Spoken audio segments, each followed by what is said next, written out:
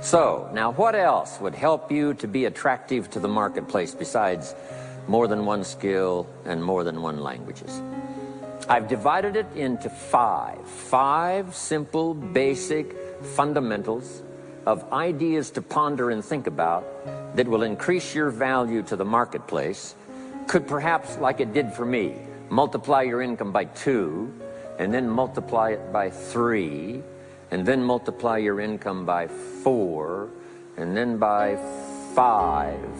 And once you get there, it's not that difficult to multiply it by 10, because all you have to do is make sure you become more valuable and more valuable and more valuable. You don't have to work on the economy, because here's the first note. Each person's income is determined primarily by their philosophy, not by the economy. Once I understood that, then I said, well, I don't have to go to work on the economy. And the answer was no. You only have to go to work on yourself to make yourself more valuable. So now here's 5 things I want to share with you. And the first one is your personal philosophy. What could get you more prepared and ready for cashing in on the opportunity of the 21st century? And here's the first one, personal philosophy.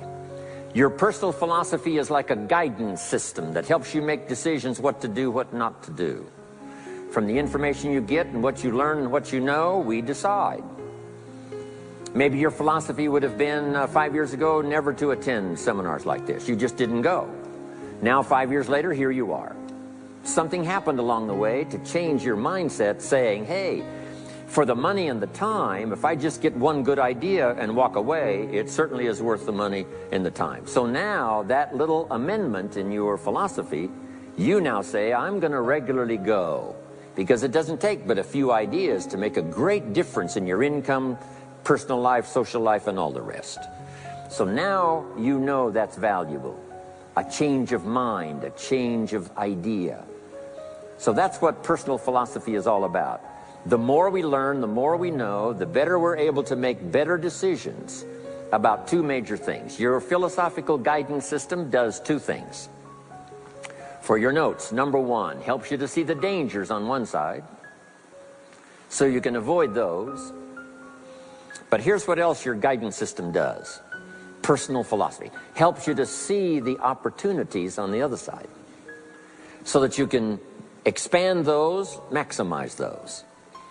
And here's what that's called. The game of life is to minimize the dangers and maximize the opportunities. And the more we know and the more we learn, the more experience we gather in sessions like this, from the sermon on Sunday morning to the books we read and all the rest, helps us to keep continually adjusting our philosophical guidance system so that we minimize more dangers, maximize more opportunities. That's really the game of life. I couldn't put it much more simply. So number 1, we're affected by what we know. Now, how do we know more things and learn more things that'll help us readjust our thinking so we can avoid the dangers, maximize the opportunities? Here's number 1, learn from personal experience. One way to learn to do something right is what? First do it wrong, right? Mess up, and then you say, wow, that was costly. I'm never going to do that again. So one way to learn to do it right, first do it wrong. Sometimes a negative experience turns out finally to be positive. They say if you survive your first heart attack, you may now live to be a very old person. Why is that? Well, that first heart attack, if you survived it, is called a wake-up call. And maybe the doctor said, 1 more of these and you're history. And you said, wow. And you make it for the health food store. And you start reading every book you can find on good nutrition, how to avoid another one of these heart attacks. And you start jogging and start walking and doing all of the stuff. And this total change of lifestyle could now save your life and cause you to live to be a very old person. Here's what my mentor said, that's some of the best advice I ever got. He said, Mr. Rohn, if you will change, everything will change for you. If you'll start making personal changes, your income will change, your health will change, your future will change, everything will change if you're willing to start making the changes. So sometimes a negative experience now causes us to really make a sudden shift in our philosophical guidance system that says, hey, I'm never going to let this happen to me again. Fantastic. Now here's the next way to learn, and that is to learn from other people's experiences, whether they are negative or positive. It's too bad failures don't give seminars like this. Wouldn't that be good information? Now, we don't want to pay them, so they don't lecture, but their information would be valuable. If you know a guy that's messed up his life for 40 years, you have to say, John, would you spend a day with me? And I will bring my notebook and take good notes. A good-looking guy like you, beautiful family, every reason to do well, threw it all away. Teach me how for the last 40 years you messed it all up. And he tells you, and you take good notes. Learning from the negative side of someone's experience. If somebody tells me these eggs are rotten, I'm not going to make an omelet and try it, right? I'm just going to take their advice and their know-how. So, learn number one from your own experiences, learn number two from other people's experiences. And my mentor taught me to always keep a journal. Here's what he said, don't trust your memory. If you want to live a dynamic life, multiplying your income, multiplying your future, be a good student. If a good idea comes your way, write it down, then ponder it, then perhaps go do it. Okay. Now, your philosophy comes from what you learn, comes from what you know, comes from other people's experiences. 3 ways now to learn from other people. Here's number one, learn from what you see. One of the great watchwords of these early years of the 21st century, pay attention. If you just watch, you can pick up clues. Success leaves clues. And if you'll be a better observer of the winners and the losers, those that are doing well and those that are falling behind, and just take mental notes and good notes and say, I'm going to adjust what I'm doing based on what I see. Here's number two. We learn so much from other people based on what we hear. Here's good advice on that. Be a selective listener. Listen to voices of value that have experience, ideas, reputation, something valuable to share. Now here's number three. Read all the books. Now there's millions of books, so you can't read all the books.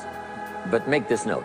Read all the books you need to read to make you as wealthy as you want to be, as healthy as you want to be, as prosperous, as productive, as unique a human being as you want to be. Read all of those books. Don't leave those books go unread. My mentor got me started on my library when I was 25. I got one of the best. If you saw my library, you would be impressed. I haven't read everything in it, but I feel smarter just walking in it, right? My library. I was smart enough to buy it all. Now I got to be smart enough to read it all. Now jot this down. When you do read, you have to sort through what you read and decide which is valuable to try. That's part of the process of learning. Gathering information and sorting through it. One, the information that would apply to you, and what you think would be valuable based on your current philosophical opinion. So read all the books. Our lives are greatly affected by what we learn and what we know. Now here's number two of these very basic 5 things I want to share with you. First, your personal philosophy. Here's number two, your attitude. First, we're affected by what we know. When I talk to the kids in high school classes, college classes, that's the first thing I tell them. Get the information while you're here. Right? Nothing worse than being stupid when you get out of school. So get the information. Being broke is bad, but being stupid is what's really bad. And what's really, really bad is being broke and stupid. Nothing much worse than that, unless you're sick. Right? Sick, broke, and stupid. That's about as far as you can fall unless you're ugly. Right? But surely that would be the ultimate, right? The ultimate negative life. Ugly, sick, broke, and stupid. So learn all you can. We're affected by what we know, so get the information.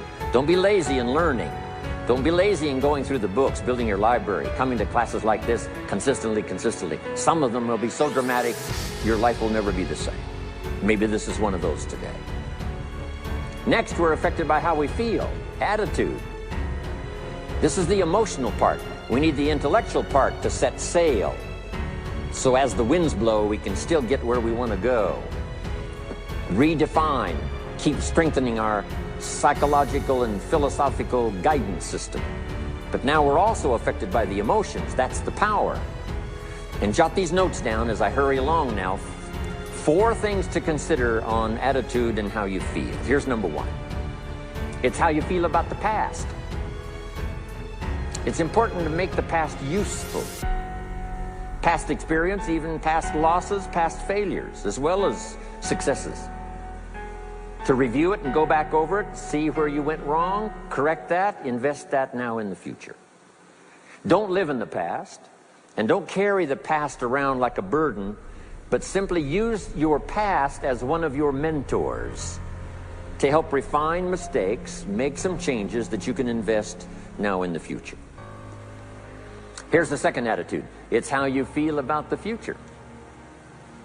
We look back for experience, but number 2, we look forward for inspiration. Now, where does the inspiration come from? Looking forward. Here it is, learning to set goals. Number 1, decide what you want. Takes more than 5 minutes. Take some time and decide what you want. Where do you want to go? What do you want to do the next 10 years, 20 years? What would you like to become? How many skills would you like to learn? What are the books you want to read? How about the people you want to meet? The cities you want to visit? Experiences you'd like to have over this next period of time? Start thinking about all of that. Here's the next key. Write it all down. Building a life is like building a house. You wouldn't start building the house until you had it finished. Wouldn't you look foolish starting to build the house if it wasn't finished first? What if you were laying bricks and somebody came by and said, "What are you building here?" And you said, "I have no idea." See, they would take you away to a safe place. So building a life is a lot more important than building a house. And yet people treat it so carelessly and so casually about planning and making plans for what they want their life to work out to be. So I'm asking you not to be casual anymore. Start designing the future for yourself, for your family, for your business, for your future. Okay, decide what you want. Okay, so from the past we get experience, from the future we get excitement, inspiration by setting goals. Now here's the next advice. Put everything on your list of goals. Little things, insignificant to someone else but important to you. A goal list is important. You don't have to publish it in the local newspaper. My Japanese friend, Toro Ikeda, San Jose, California, put on his first list, a Caucasian gardener. I said, go Toro. Back then everybody had a Japanese gardener. He said, no, I'm Japanese. I want a Caucasian gardener. I like that. So set goals. Set the goals that'll turn you on, goals that'll get you excited. Put everything on your list. Now, here's the next attitude. It's very important how you feel about everybody. If you want to be a leader extraordinaire, here's what you learn. Each of us need all of us. One person doesn't make an economy. One person doesn't make a symphony orchestra. It takes all of us for each of us to be successful. Each of us need all of us, and all of us need each of us. Each gift is important as we bring it to the table, as we bring it to the country, as we bring it to the community. Learn to appreciate that. Each of us need all of us. Now here's the last one on attitude. It's how you feel about yourself. Nothing more powerful than self-confidence to start multiplying your income by 2, by 3, by 5, by 10. And where does that come from? Make the note. It comes from self-esteem. Doing the things you know you should do, and at the end of the day, your self-esteem is soaring and high. You've met the people you said you'd meet. You made the calls you said you would make. You did the things that you required of yourself to do. And at the end of the day, you feel great about yourself. That is one of the greatest motivating factors for the future. Self-esteem, feeling good about yourself. Now let me give you the miracle piece of this formula. If you're ready, say I'm ready. Here it is. Number 3 is activity. We're affected by what we do. Now we've gotten to the formula of how to turn ideas into reality, how to turn imagination into substance. It's called number 3, activity. So add these notes to it now. Activity is the work. Activity is the labor. You might add labor pains. I'm short on personal experience here, but the mothers in the room would tell us that we know what that's all about, labor pains. Why would an upcoming potential mother be willing to put herself through maybe a rather painful experience? She said, that's an easy answer, and it's for your notes. It produces new life. Why wouldn't she put herself to the labor? Now comes the miracle of new life. And whether it's new career life, or new business life, or new friendship life, or new married life, or new life of any kind, it has to come from the work. It comes from the labor.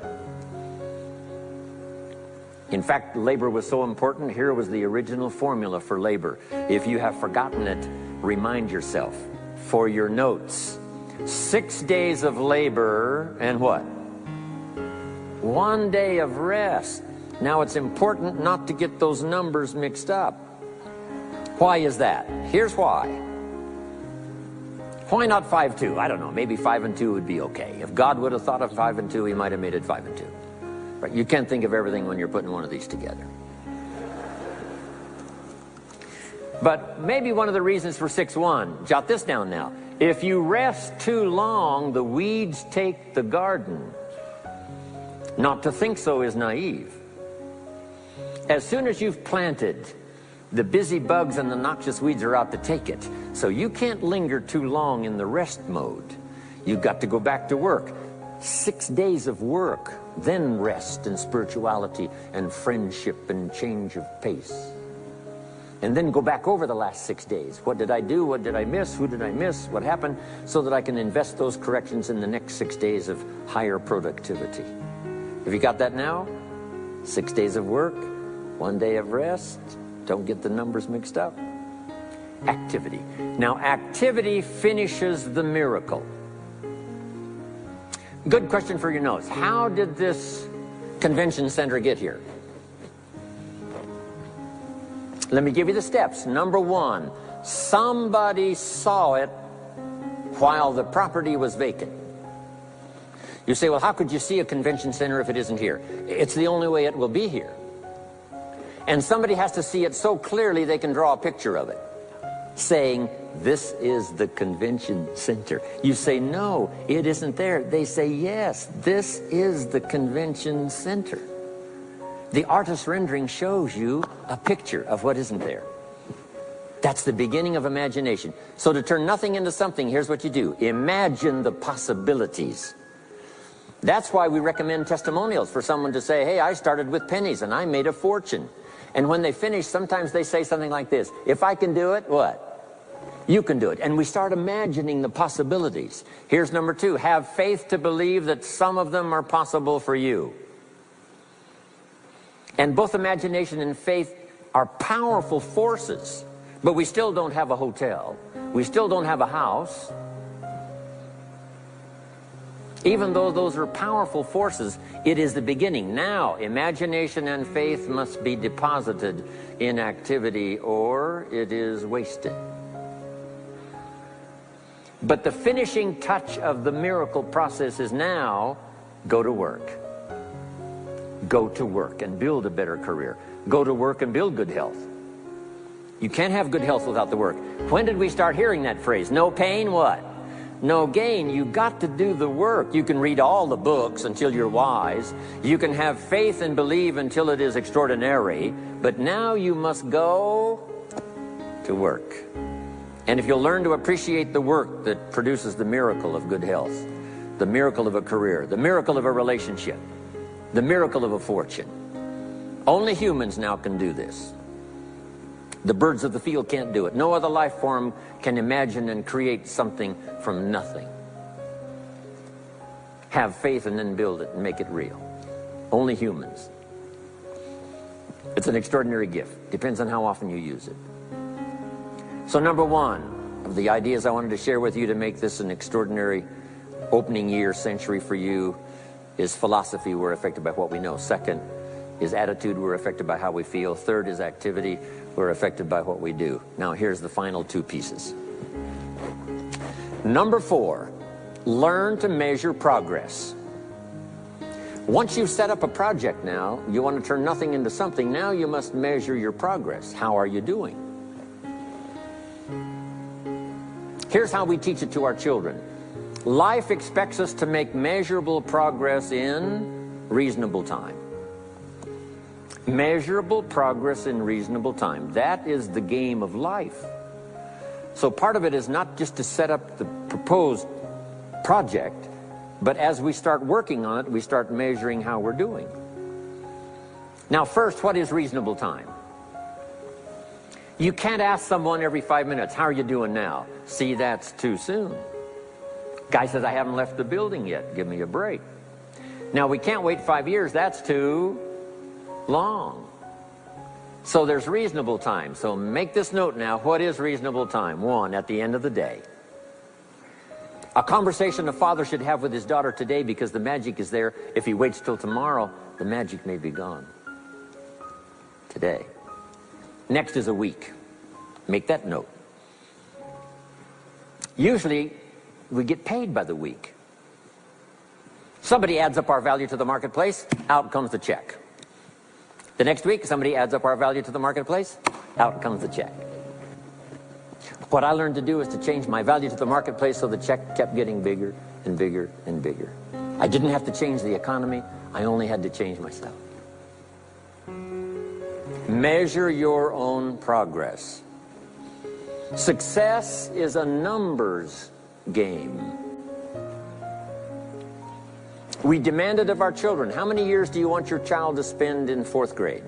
Approximately. About 1 year, right? You say, well, if they're nice kids, would you give them 3 or 4 years? You say, no. This is not a nice game. This is getting ready for the future. This is getting ready for the challenges and the opportunities. You can't linger in 1 grade more than 1 year. Now make this note. The same should go for us as adults. Don't linger more than 1 year in 1 grade of learning. Adult, management, entrepreneurship, leaderships of all kind. Keep up the pace of learning. Okay. The numbers. Measure. Count. Now here's the key. Face the truth. If you're only making this much progress, you know, there's no use trying to kid the world, no use trying to kid anybody else, and especially don't kid yourself. If in a period of time you've only made so much progress, you just got to swallow hard and say, this is the truth. I've got to face it. Now, what could I do to start increasing my progress and make my health better, make my income better, make my investments better, make my value to the marketplace much better, get busy learning the 2nd skill and the 3rd skill and the next language and the next language to increase my value. I got to get busy and do that. See if you will do that. I promise you, one of the greatest motivating factors in the world is progress. And if you'll measure it, you'll get excited. Now here's number 5 of the 5 major things I wanted to share with you to make these opening years of the 21st century really pay off for you. And here's the word, lifestyle. Learning to live well, because the ultimate essence of life is not a Ferrari. The ultimate essence is not a home. The ultimate essence is not a bank account. It's not $1 million. It's not a fortune. Here it is. The ultimate essence of life is learning to live a good life. That's the key. Whether you have modest resources or whether you have mega millions, either way, the real key is learning to live a good life. And so in my closing 5 minutes, let me give you what I think is a good list. Now, this is the short list. In other presentations, I cover a longer list, but this is called Jim Rohn's short list for living the good life. Here it is. Number 1, productivity. You really won't be that happy if you don't produce. And here's the next bit of advice on that. Produce to the max if you possibly can. To produce a little is okay. To produce enough is okay. To produce some to get by is all right. But why not try productivity to the max? Andrew Carnegie, who built the steel industry back in the 30s, here's what Andrew said. I'm going to spend the first half of my life accumulating money. I'm going to spend the last half of my life giving it all away. He got so inspired by that goal that the first half of his life he accumulated $400 million, which back in the 30s was a lot of money. A mega fortune. Guess what he did the last half of his life? He gave it all away. I got a good question for you as we close. Here's the question. What's got you turned on? What's got you up early? What's got you eager to face the day? What's got you inspired to learn the extra skill, put in the extra time, go the extra mile, learn how to work with people, guarantee your future? Good question. Here's number 2, good friends. You got to have good friends. The best support system in the world is good friends. Collect and nourish those as priceless. Good friends are those wonderful people who know all about you and still like you. Those are good friends. Here's number 3, your heritage. What's made America so unique among all the nations of the world and the greatest experiment in the history of the world? And that is the depository of gifts that have come to America over the last 300 or 400 years. The heritage from all walks of life, all over the world. Now, the key to keeping America vital and powerful and unique for generations to come is to keep alive these heritages. The music, the dance, the costume, the customs, the literature, the poetry, and all the rest combined together, making us an extraordinary, unusual nation among nations. Keep your heritage alive. Here's number 4, your spirituality. Whatever you believe in terms of spirituality, that's important. And I've got 3 words for you to consider. Here they are. Study, practice, and teach. Whatever you believe in terms of spirituality, study, practice, and teach.